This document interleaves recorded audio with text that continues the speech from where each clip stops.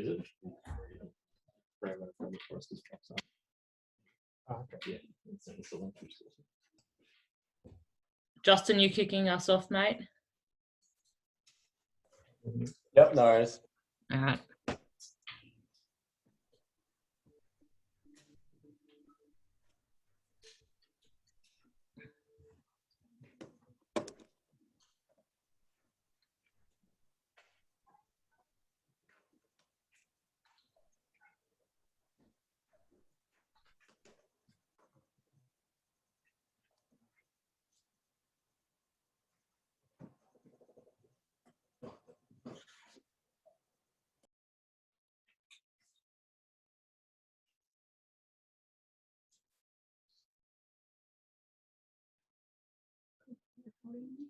Thanks so much, guys.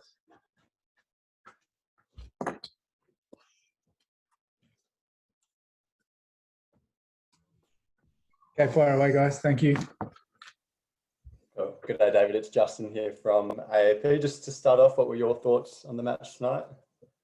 Just before I start, Justin, I just want to acknowledge the importance of the match for the Anzacs and the unfortunate circumstances that the Freo supporters and, more importantly, I guess our Kangaroo supporters in WA couldn't get to the Len Hall game today, the tribute match. So, we're feeling for everybody that's not able to be here, but particularly our Kangaroo fans.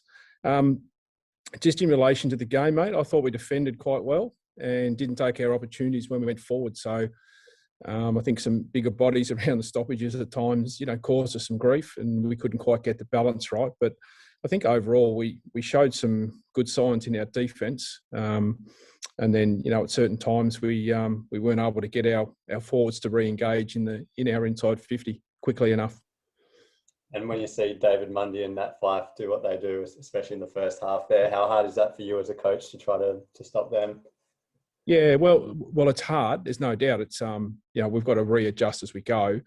I thought, likes of Tom Powell and Will Phillips and the like to play against those guys.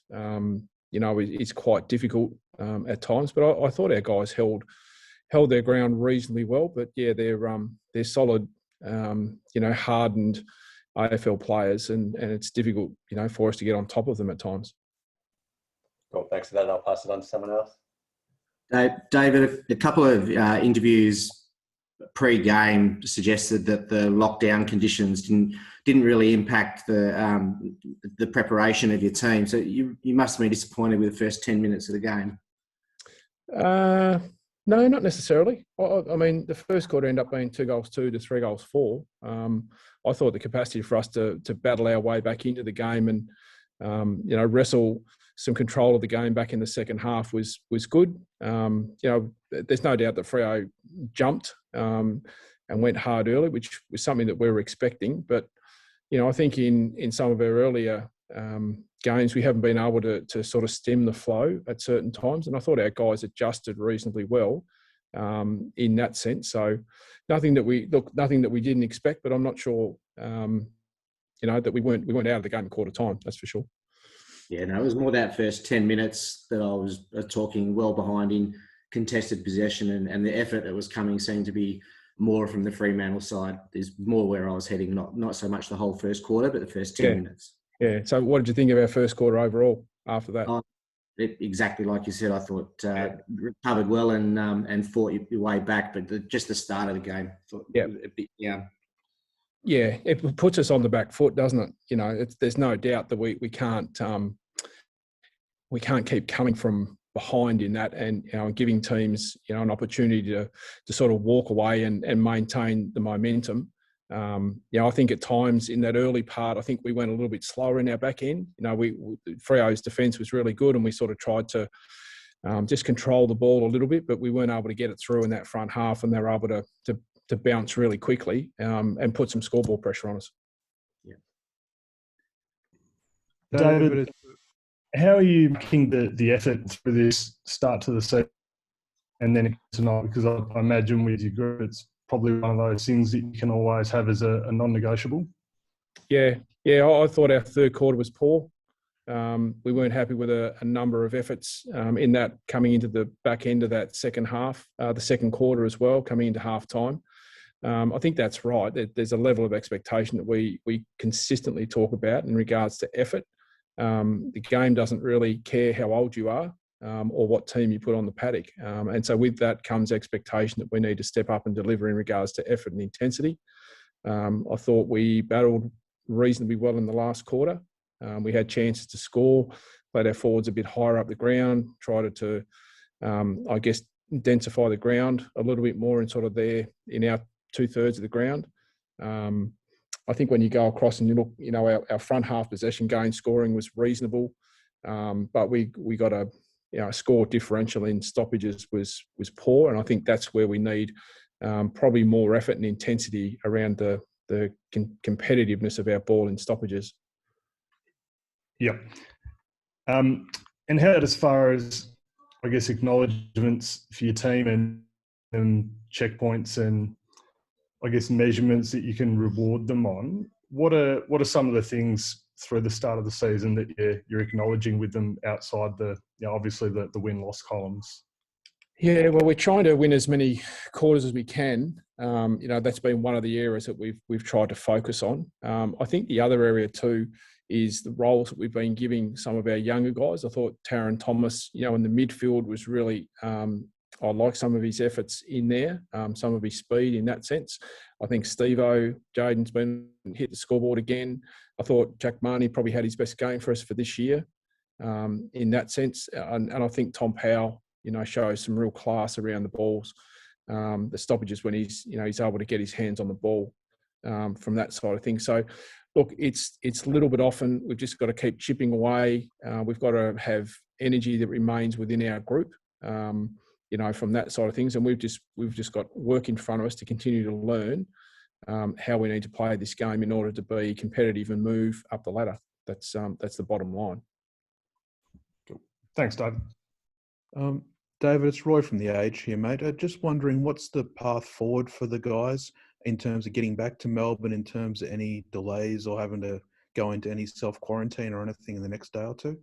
Not sure, Roy. The guys behind the scenes, Brady and Laura, have been doing some work with the AFL. So I didn't have a brief before the game. I sort of said I probably wasn't all that interested, to be honest. So we'll head back to the change rooms and probably get an update tonight. As far as I know, we're heading back to the hotel for dinner tonight. And with Jai Simpkin in the first term, he had a little whack at one of the fellas. Was there some? And have you been sort of telling the guys to try and lift their physicality or try and boost each other up with some, physicality out there, or has he just made a bad spoil there? No, I think our physicality has got to be geared at the ball, Roy. I think they're certainly not an instruction from us to be out there to. If they look like, they're certainly not cheap shots, I don't think. It's not been an instruction from ours at all. Jai's a pretty strong ball player, competitive beast by nature. So I'm not sure. I'll have to go back and have a look at that. I didn't really take much notice. When you're in the box, there's a few things that sort of tend to move on pretty quick. But no, it's not been an instruction at all. David, something tonight, you actually had more possession than Freo. I think it's the first time this season that you've finished positive in that count. Is that something positive you take out and you can work on pushing forward to Melbourne next week? I think so, Brad. I think one of the things we're trying to get our guys to do at times is understand where the game is, and the fact that they're able to probably, slow the ball down a little bit, take a little bit more heat out of the game, a little bit more situational. We actually seem to be really well organised when we move the ball forward without being a little bit slower in the play. I think we end up with 9 inside 50 marks as well. And I think what that does also, mate, is it allows you to get your defence in shape, doesn't it? Playing a little bit more control. Early in the year when we went really quick, we got bounced really quickly and we were conceding a lot of turnover score against from the corridor. And I think once we've been able to do some more work on our defence, that lends itself to being a little bit more patient with the ball, and so therefore the possessions tend to increase a little bit. So yeah, that was certainly something that we talked about in regards to Freo's shape of their defence, that we might be able to use that as an advantage at times. Just looking forward to next week, if things don't pan out the way that they should. Was the team looking forward to going to Tassie? Would be disappointed if you couldn't play there. Yeah, extremely. You know, Spirit Taz is a great supporter of ours, and down there, and so it would be extremely unfortunate if we weren't able to get down there. You know, to not have fans here tonight, and then to not be able to have our fans from Tassie turn up next week. Yeah, it'd be extremely disappointing. But look, we're in the hands of governments at the moment, and you know, we've just got to follow the protocols, mate, according to what gets delivered. Excellent, thank you. All good. Thanks, guys. Yep, we'll wrap it up. Cheers. Thank you. Thanks, David. Thank you, Heath. No worries. Thank you. Take care, mate. Everyone else, I will end this press conference and give me about 60 seconds and jump back on the exact same link, alrighty?